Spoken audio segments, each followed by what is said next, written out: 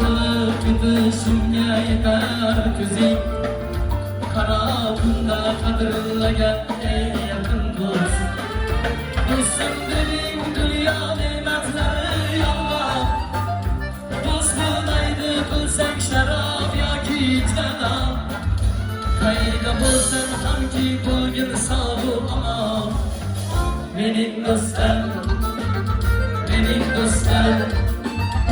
do'stim ko'pma bu dunyo kelar ketar yolg'onchida hamma yaxshi yomon o'tar halol yurgan do'stlar murodiga yetar mening do'stim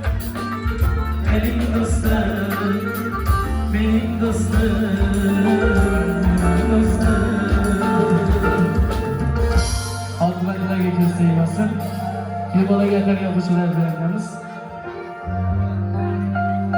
Yo'bola baxtli bo'ling.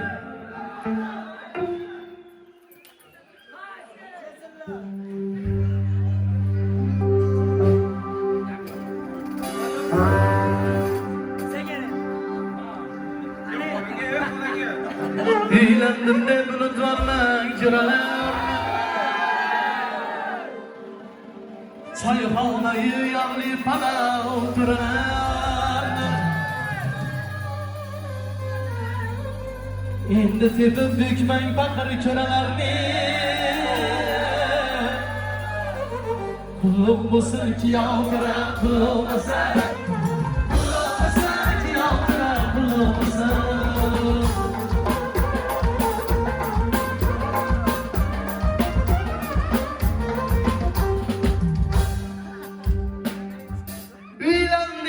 baxtli bo'lib davron surayim uylanmagan do'stlaringizga qarab yuring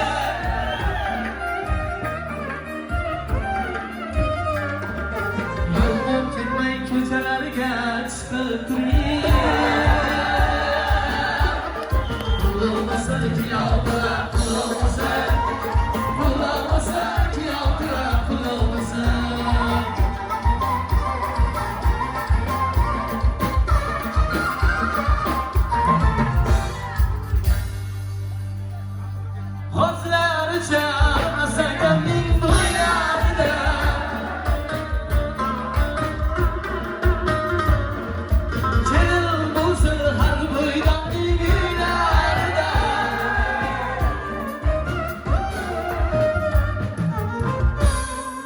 xizmat qilaylik o'g'lingizni to'ylarida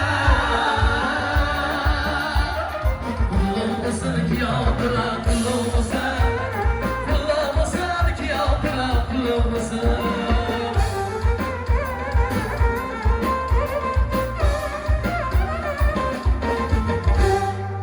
Gulxonamizni onajonisiga aytilgan joylari bor.